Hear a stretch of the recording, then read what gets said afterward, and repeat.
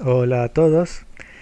Bueno, en este video vamos a trabajar un poquito con algunos ejercicios del trabajo práctico número 2, específicamente el ejercicio número 10 y 11, que trata justamente de teoremas y pruebas formales de los mismos y después condición necesaria y suficiente. El ejercicio 10 pide la demostración de una serie de teoremas, entonces lo que vamos a hacer nosotros es justamente algunas de esas demostraciones, no de los ejercicios, sino de algunos ejercicios, de algunos ejemplos parecidos para que ustedes tengan un esquema, una idea de cómo proceder. Lo primero que hay que revisar es la definición. ¿A qué nos referimos nosotros cuando hablamos de un teorema? Entonces, tenemos una serie de proposiciones que llamamos acá P sub 1, P sub 2, P sub n y una proposición Q. Todas estas proposiciones compuestas quiere decir que hay algunas que son proposiciones simples con algunos conectivos lógicos y esas terminan siendo P sub 1, P sub 2, P sub n. Bueno, un teorema tiene esta estructura. Entonces, de la conjunción de P sub 1, P sub 2 y P sub n se deduce Q. ¿Está? Como nos referimos a un teorema, esta estructura es verdadera. Ya es verdadera y lo que resta hacer, o lo que tenemos que hacer nosotros es probarla, es decir, demostrarla. Esto para marcar la diferencia de lo que venimos viendo anteriormente en el trabajo práctico, por ejemplo, cuando hablamos de razonamientos. Un razonamiento no sabemos si es válido o no. Entonces lo que hacemos es tratar de establecer si es válido o no es válido. Si yo digo que esta expresión es un teorema, no me pongo a cuestionar si es válido o no, ya sé que es válido, por eso tiene el nombre de teorema, y lo que corresponde es hacer una prueba del mismo. ¿Se entiende la diferencia? Entonces, lo que corresponde hacer entonces es enumerar justamente las premisas, tenerlas bien en claro quiénes son, y establecer a partir de ellas la verdad de Q. Recordemos, esto en definitiva, fíjense, este es un antecedente, implicación, consecuente. Si resumimos todo esto en una proposición P implica Q, entonces sabemos que un condicional o una implicación solamente es falsa si de algo verdadero se concluye algo falso. Como ya tenemos establecida la verdad de las premisas, son verdaderas, probar el teorema, demostrarlo, significa que a partir de ellas, de las premisas, vamos a llegar a la verdad de Q, de la conclusión. Así se llama esta proposición que denotamos Q. Conclusión. ¿De acuerdo? Y de nuevo, tenemos dos caminos para seguir, dos posibles estrategias. Hacer la demostración usando el método directo, es decir, partiendo de la verdad de las premisas y a través de cadenas de consecuencias usando equivalencias lógicas o reglas de inferencia ya establecidas, llegamos a la verdad de Q. Eso sería el método directo, o el método por contradicción, que parte de suponer la implicación falsa. Sabemos que es un teorema, sabemos que es verdadero, sabemos que las premisas son verdaderas y vamos a suponer que esa implicación de nuestro teorema es falsa. Es decir, que de verdadero se concluye algo falso. Al decir que la implicación es falsa, estamos suponiendo que la conclusión es falsa.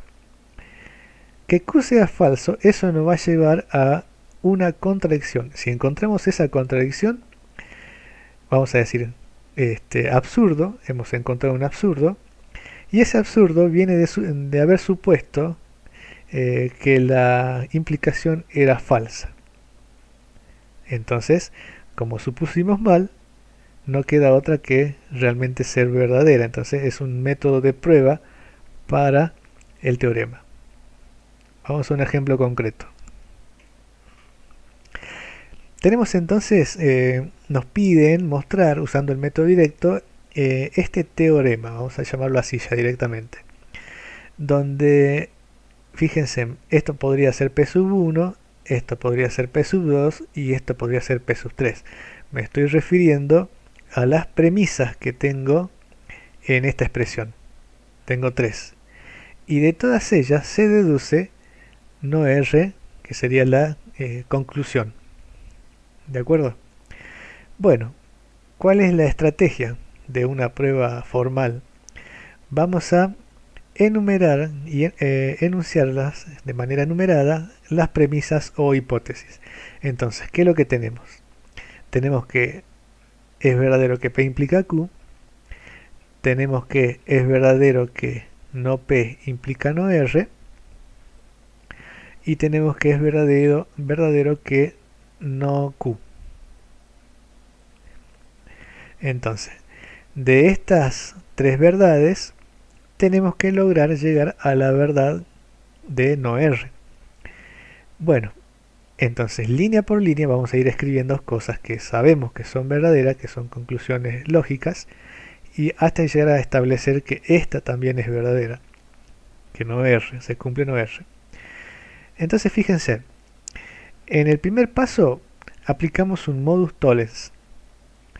El modus tollens a la línea 1 y a la línea 3. ¿Qué decía el modus tollens? El modus tollens, bueno, lo escribo acá usando proposiciones distintas a P y Q y R, voy a usar S y T. El modus tollens decía lo siguiente: si yo tengo que se cumple que S implica T y se cumple que ocurre no T, en consecuencia ocurre no S. En el video de la teoría, donde presentábamos justamente este tipo de reglas de inferencia o leyes lógicas, les hablaba de un ejemplo concreto que puede ayudarnos a ver la verdad de esta ley lógica, es decir, a tratar de entenderla un poquito mejor. Yo le decía, por ejemplo, que si S es ganas River y T estoy contento, digo acá, si gana River, entonces estoy contento. Y ocurre que no estoy contento. Entonces, ¿qué deducen ustedes? En consecuencia, no gana River. Eso es el modus tollens. Entonces, volviendo acá, en la línea 1 dice que P implica Q. Y después dice en la línea 3 que ocurre no Q. En consecuencia, es cierto no P. Y esta verdad ya lo puedo utilizar más adelante, ya la establecí como una verdad.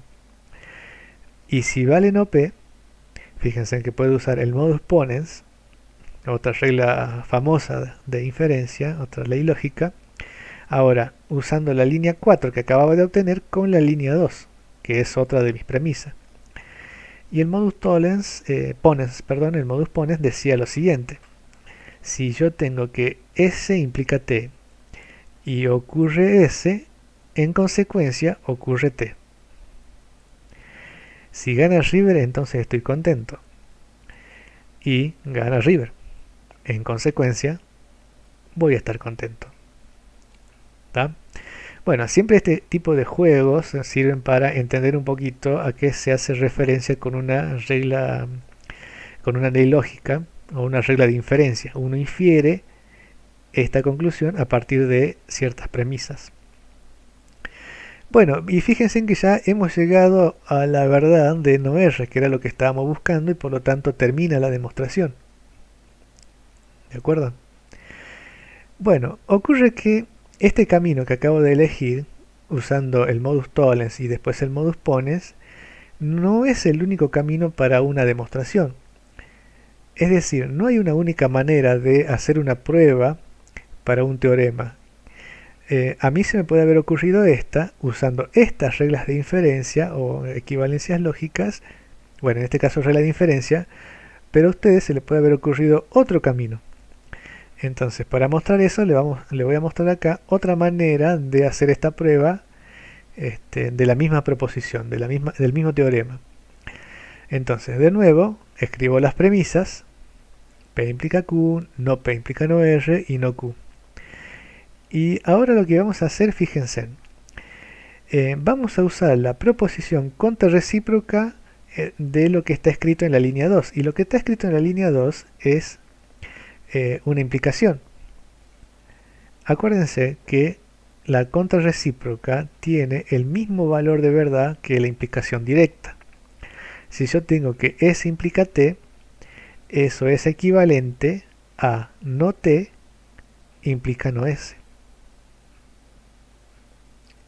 ¿Está bien?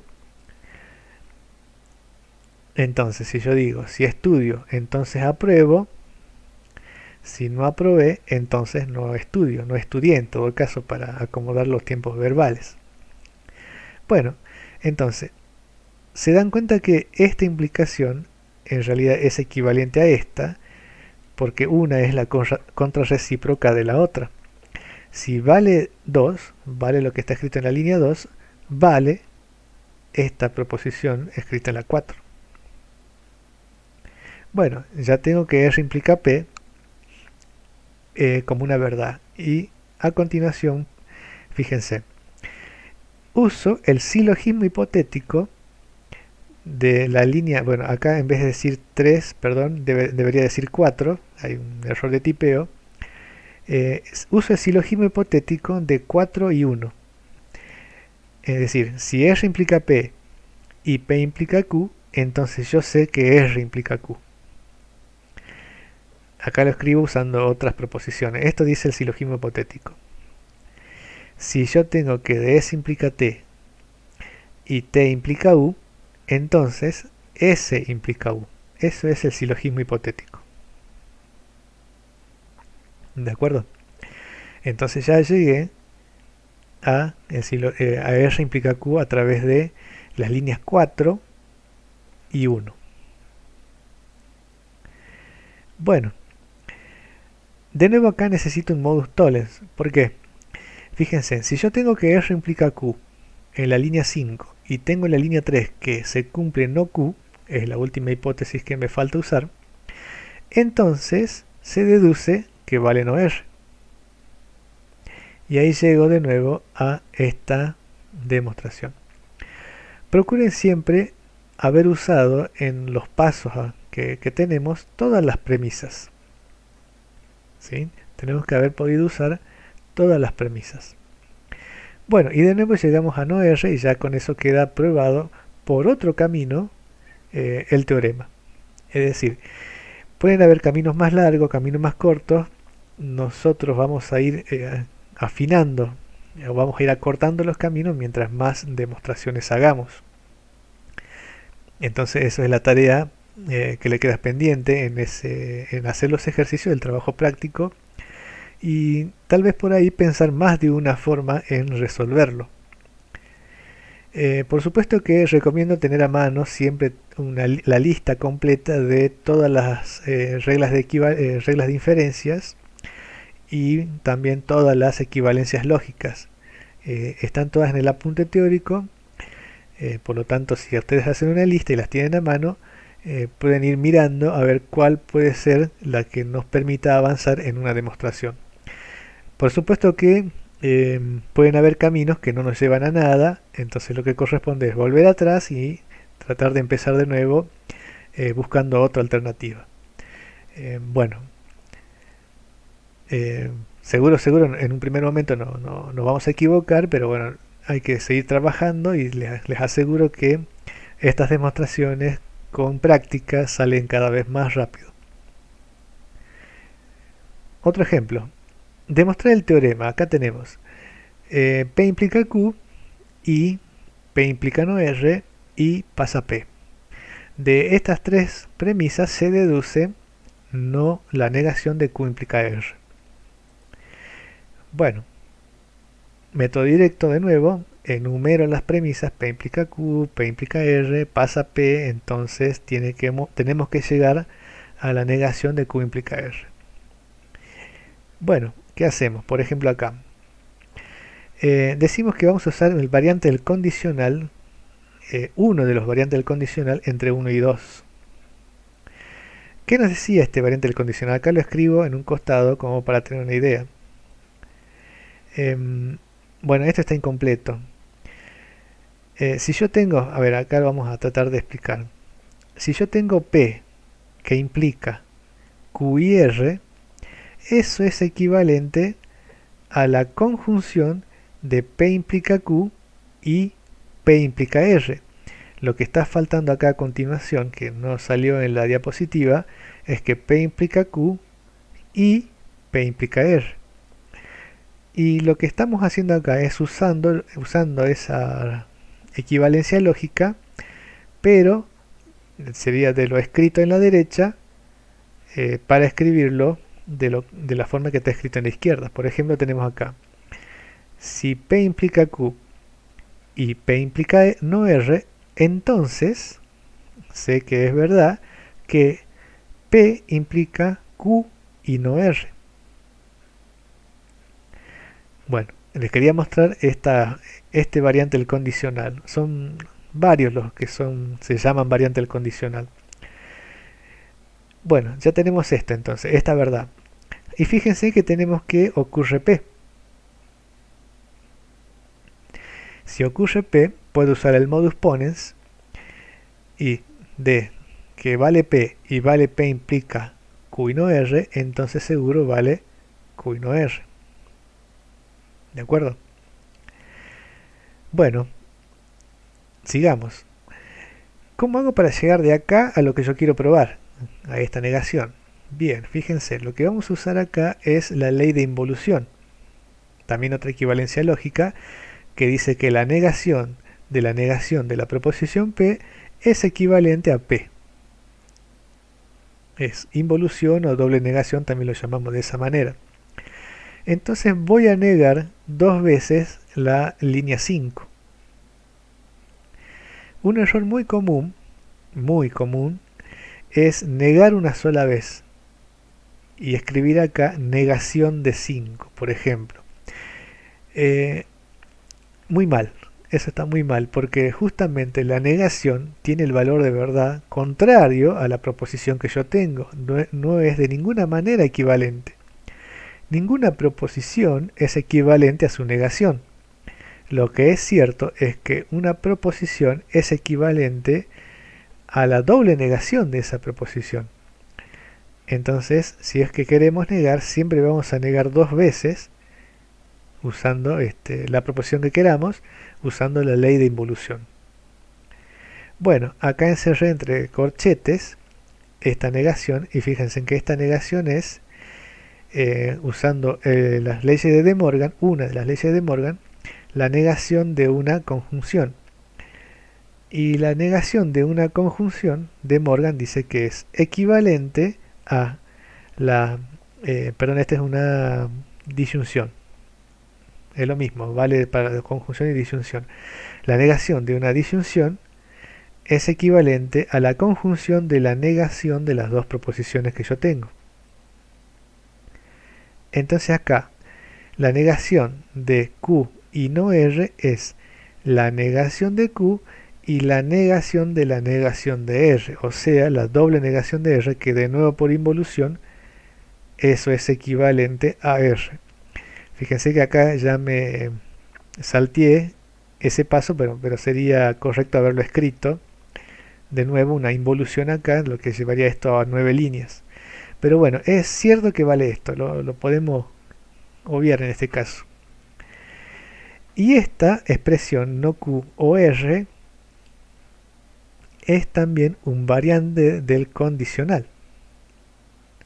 Acá debería decir el variante condicional de 7.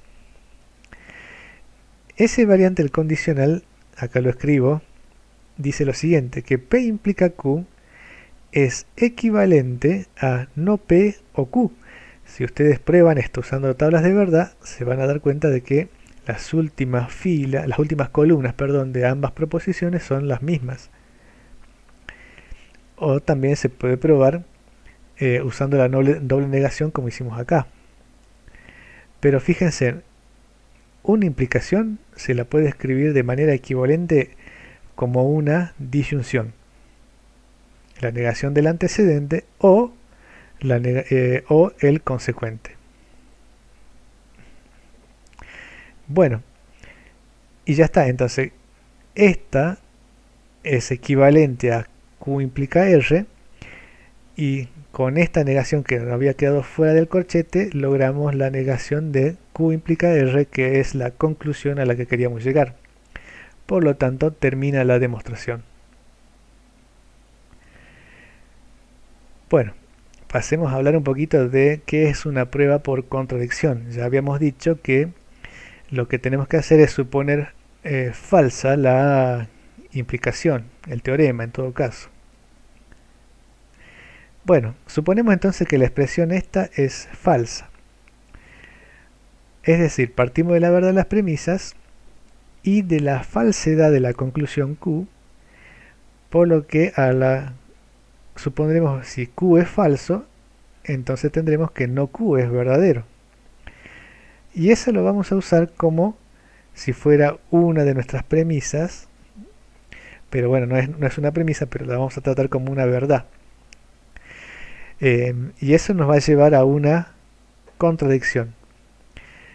Entonces, cuando encontramos esa contradicción, absurdo, vamos a decir, esa contradicción viene de haber supuesto, viene de la suposición de que esta implicación es falsa, cosa que no es tal, por lo que queda, lo único que queda es que sea verdadera, y por lo tanto queda probado el teorema.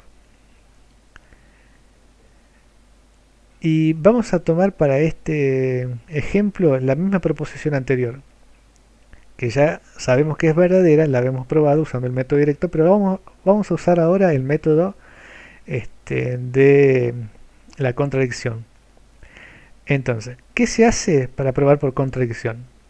De nuevo, enumero las premisas. Y la cuarta línea, según las premisas que tengamos, la línea que sigue, lo que vamos a hacer es escribir la negación de la conclusión. Si yo acá tenía no Q implica R, la negación de esta proposición es una doble negación y por lo tanto me queda Q implica R, fíjense. Pongo la negación de la conclusión como cuarta línea. Y la voy a tomar como verdad, la voy a suponer verdadera. Y la escribo en una línea. Recuerden que cuando hago este tipo de demostraciones, cada línea es una verdad que se deduce, que se infiere de alguna otra, usando alguna regla de inferencia o de alguna equivalencia lógica. Bueno, pero si yo pongo Q implica R como verdad, ¿qué puede llegar a pasar? Fíjense. Puedo usar el silogismo hipotético de la línea 1 y 4, fíjense que tengo acá P implica Q y además Q implica R. El silogismo hipotético me dice que entonces que P implica R. Deduzco que P implica R. Si P implica R y además tengo que vale P, fíjense que tengo ahí para usar un modus ponens en la línea 3 y en la línea, bueno, acá hay un error de nuevo de tipeo, tengo que usar la línea 5, debería decir acá. De la línea 3, no, perdón, está bien, de la línea 3 y 2, uso esta proposición. De estas dos premisas, si tengo que P implica R y ocurre P, entonces implica, se deduce que vale no R. ¿De acuerdo? Está bien escrito acá. Pero también, y esto es lo que yo me estaba adelantando un poco, de la línea 3 y de la línea 5 también puedo usar el modus ponens y me dice que si yo tengo que P implica R y ocurre P, entonces ocurre R. ¿Cómo? A ver, ¿qué pasó acá? De las líneas 6 y 7 yo tengo que vale la proposición R, pero también vale la proposición no R. Bueno, uso la conjunción. ¿Cómo es cierto entonces que vale R y no R? Esto de ninguna manera puede ser verdadero, esta es una contradicción. Si ustedes hacen la tabla de verdad de esta proposición, es siempre falsa. No puede ocurrir una proposición y su negación. No puede ser. Eso siempre es falso. Contradicción o absurdo también se le llama. ¿De dónde sale ese absurdo o contradicción? Decimos entonces que eso proviene de suponer válida la negación. Bueno, no es cierto que es válida la negación, por lo tanto, es falsa esa negación, por lo que si la negación es falsa, la proposición que tenemos acá, la implicación original, resulta verdadera. Entonces hemos probado por el método de contradicción el teorema. Resumiendo, escribo las hipótesis, escribo la negación de la conclusión y llego a una expresión de esta forma. Busco una proposición cualquiera y su negación. Esa contradicción me dice que el teorema es verdadero si uso el método de la contradicción. Bueno, espero que haya servido un poquito para ver cómo trabajar en el ejercicio 10 en este caso. Pasemos a hablar un poco de condición necesaria y condición suficiente. Muchas veces en matemática, en libros, en los apuntes, van a encontrar que se dice una condición es necesaria y suficiente para otra. Entonces vamos a ver acá un poquito qué quiere decir cuando uno habla de que algo es suficiente, algo es necesario y cómo funciona expresarse con esta frase. Vamos a ver dos ejemplos. Tengo acá dos proposiciones al estilo que ustedes tienen en el ejercicio 11 y la consigna dice, bueno, indicar si el antecedente de la proposición, esto ya vemos que es una implicación, hay una palabra entonces acá, solo si acá, palabras que me indican que estamos trabajando con implicaciones, con condicionales. Entonces lo que vamos a hacer es indicar si el antecedente es necesario y suficiente, o capaz no necesario ni suficiente para el consecuente. Hay que asegurarnos tres pasos, tres cosas hay que asegurarnos. Primero es identificar antecedente y consecuente, expresarlas tanto de manera simbólica como coloquial, pero bueno, hay que expresarlas de manera simbólica. Después, escribir en forma simbólica y coloquial la implicación dada y también su recíproca. Me interesa la directa y me interesa la recíproca.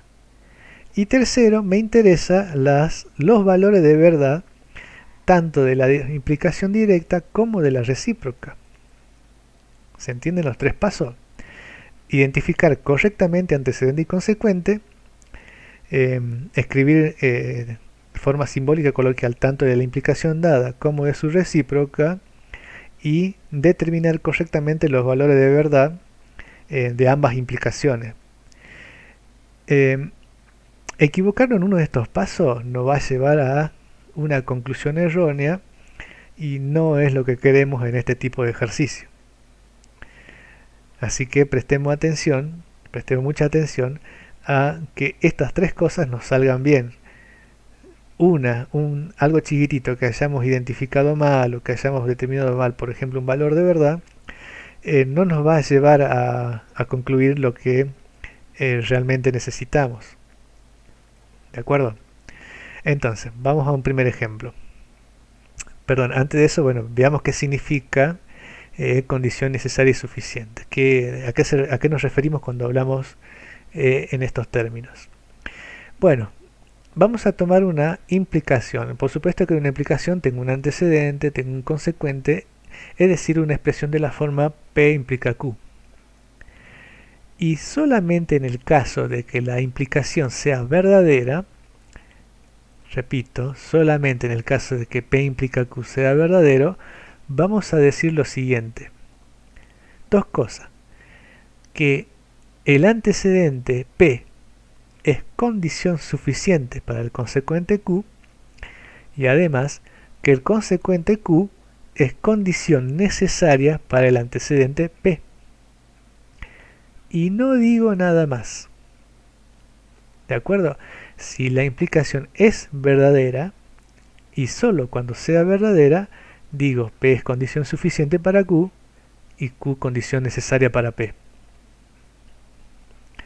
En el caso de que la implicación sea falsa, ¿qué voy a decir? Voy a decir lo siguiente, voy a decir que el antecedente P no es condición suficiente para Q y voy a decir que Q no es condición necesaria para P. Y nada más. Fíjense que acá yo de manera arbitraria llamé P al antecedente y llamé Q al consecuente, pero le puedo llamar cualquier letra, de cualquier manera. Es más, tengo que tener cuidado cuando me refiera a la recíproca, porque en la recíproca Q implica P, Q pasa a ser el antecedente y P pasa a ser el consecuente.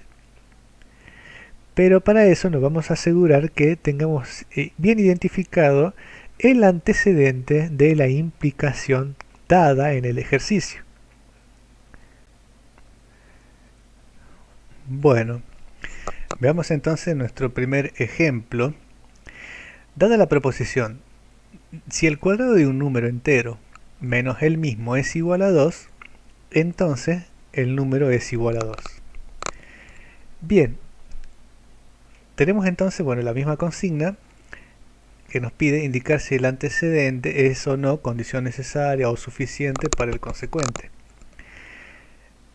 Entonces, vamos a empezar, obviamente tratando de acordarnos de los pasos que ya habíamos hablado. Vamos a tomar el número de este que estamos hablando, dice acá que es un número entero. Entonces vamos a escribir a los enteros como universo de discurso y vamos a llamar al antecedente, le vamos a llamar P de X, y dice que el cuadrado de un número menos el mismo es igual a 2. Y nuestro antecedente. ¿Por qué le llamamos P de X? Fíjense, es una función proposicional.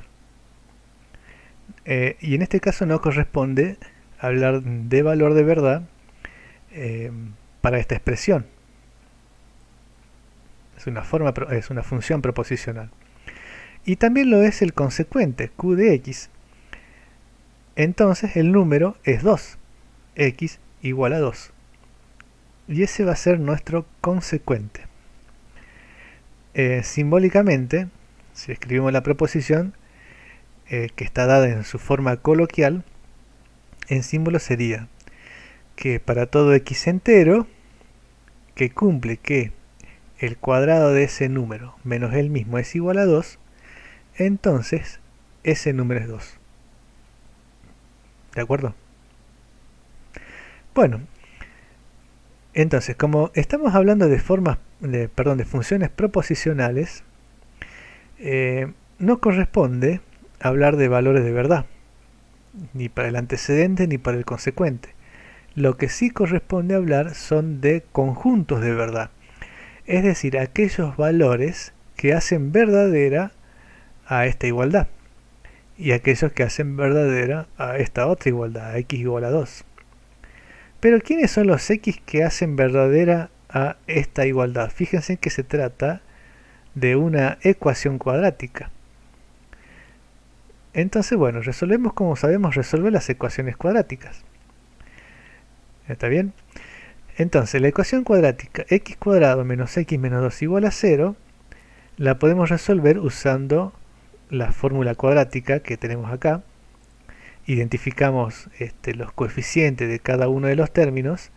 En este caso, el coeficiente principal a vale 1, b vale menos 1, c vale menos 2. Fíjense que acá 2 paso restando a este otro lado y me queda la expresión igualada a 0, que es esta que tengo acá. Y resuelvo, que lo dejo para ustedes, el trabajo de hacer esto. Acuérdense que esto ya es un tema que tienen que haber visto algunas cosas, por lo menos en el práctico 0. Y nos da como resultado que x puede ser 2 y también que x puede ser menos 1. ¿Tá? En realidad acá debería decir un o. Pero bueno, son las dos soluciones de esta ecuación cuadrática.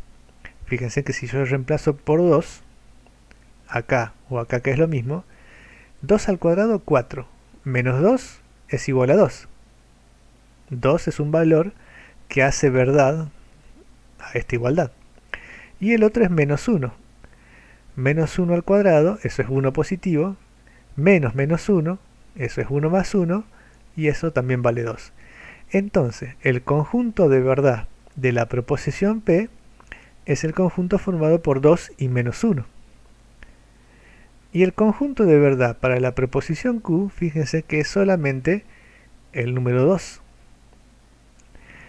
Y acá viene lo que tenemos que recordar también. Cuando una implicación donde antecedente y consecuente son son funciones proposicionales, es verdadera.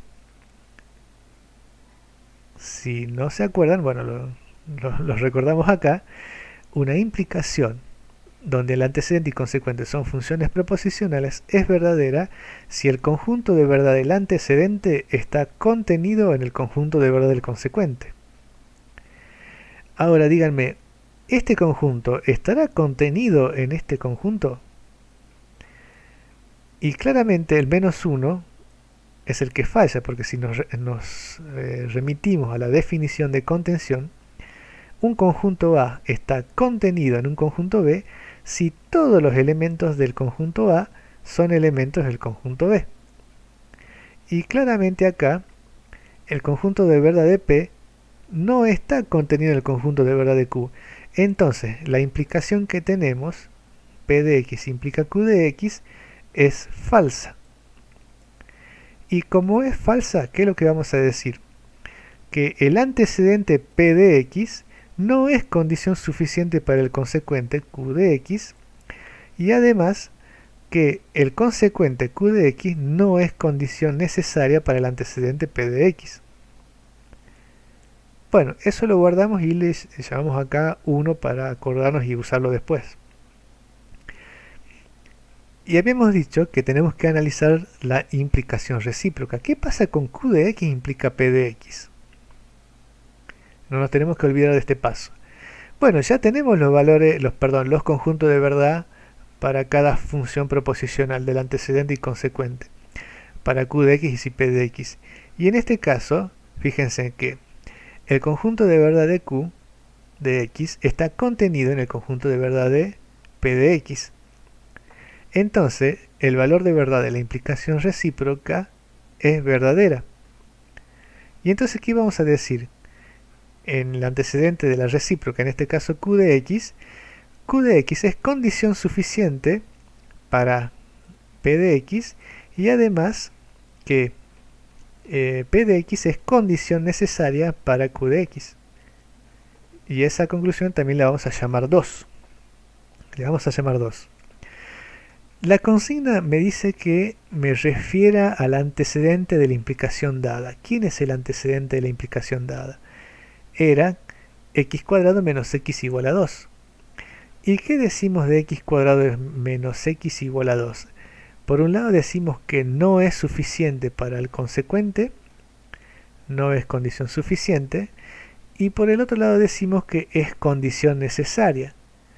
Resumiendo, el antecedente, o sea, de 1 y 2, lo que hemos escrito acá arriba y acá abajo, de 1 y 2 concluimos que el antecedente x cuadrado menos x igual a 2 es condición necesaria,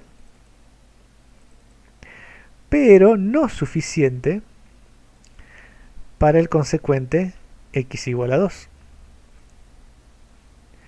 Y eso es lo que tenemos que responder.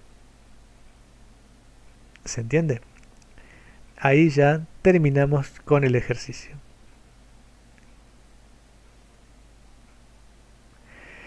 Vamos a otro ejemplo más. Dice, dada la proposición, si un entero es múltiplo de 9, entonces es múltiplo de 3. Bueno, de nuevo la misma consigna, establecerla si es condición, el antecedente condición necesaria o suficiente. Bueno, y vamos a determinar quiénes son tales. En este caso vamos a usar la variable n, también por supuesto perteneciente a los enteros. Estamos hablando de los números enteros. Antecedente le vamos a llamar P de n n es un múltiplo de 9, ese es mi antecedente, y el consecuente q de n es múltiplo de 3. De nuevo, en símbolos escribimos que para todo número entero, si ocurre que es múltiplo de 9, entonces es múltiplo de 3. ¿Está bien? Listo, ya lo escribimos en su forma simbólica. Y de nuevo, como se trata de funciones proposicionales, para el antecedente y consecuente, hay que analizar los conjuntos de verdad y ver las contenciones. ¿De acuerdo? Entonces, ¿quién es el conjunto de verdad de P de n? Si estoy hablando de los múltiplos de 9, bueno, el conjunto de verdad son aquellos enteros que son efectivamente múltiplos de n. Y como verán acá por los puntos suspensivos, son infinitos.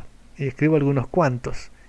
El menos 18, el menos 9, 0, 9, 18, 27, 36 y así. Y el conjunto de verdad de el consecuente de q de n son los múltiplos de 3, que también son infinitos, y escribo acá el menos 9, menos 6, menos 3, 3, 6, 9, 12, 15, 18, vendrá el 21, y así la tabla del 3. Y fíjense, en este caso se da que el conjunto de verdad de P sí está contenido en el conjunto de verdad de Q. Y eso es fácil verlo porque todos los múltiplos de 9 son también múltiplos de 3. Entonces, el valor de verdad de la implicación directa es verdadera. Entonces, como la implicación es verdadera, la directa es verdadera, ¿qué es lo que decimos? El antecedente, n múltiplo de 9, es condición suficiente para que n sea múltiplo de 3, para el consecuente. Y además, que el consecuente, n es múltiplo de 3, es condición necesaria para que n sea múltiplo de 9, perdón. Y eso lo guardo como resultado 1. Y analizamos entonces la implicación recíproca. Q de n implica P de n.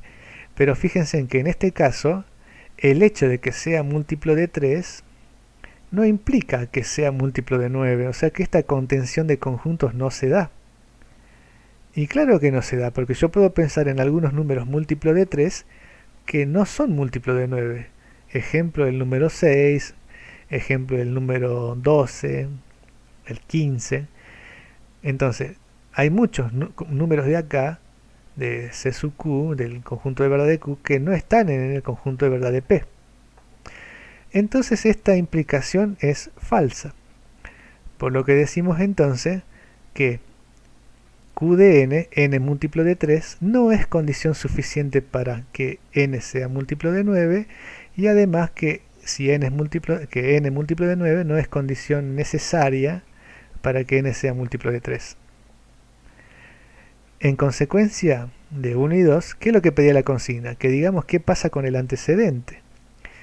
N múltiplo de 9 es condición suficiente, pero no es condición necesaria para el consecuente n múltiplo de 3. Y esa es la conclusión a la que queremos llegar. ¿Está claro? Bueno, y ahí terminamos entonces con este ejemplo. Espero que haya quedado un poquito más claro cómo abordar este tipo de ejercicio de condición necesaria y suficiente. Bueno, también lo anterior, las pruebas formales de los teoremas, y puedan avanzar con el trabajo práctico. No olviden que cualquier inconveniente que tengan con esos ejercicios o con cualquiera de los ejercicios, está a disposición el foro de consultas ya del tema 2, y traten de usar siempre el editor de ecuaciones del foro para expresar mejor lo que ustedes quieren decir. Ahí vamos a ir respondiendo, le vamos a ir tirando alguna guía, alguna orientación para que ustedes puedan terminar de resolver los ejercicios. Después va a haber también ejercicios resueltos, que yo recomiendo que en todo caso ustedes primero intenten hacerlo por su cuenta y después traten de ver los ejercicios resueltos, a ver de qué manera pueden corregir lo que han hecho mal o en todo caso verificar si han hecho bien. Bueno, es todo por este video. nos estaremos escuchando en el próximo. Les dejo un saludo.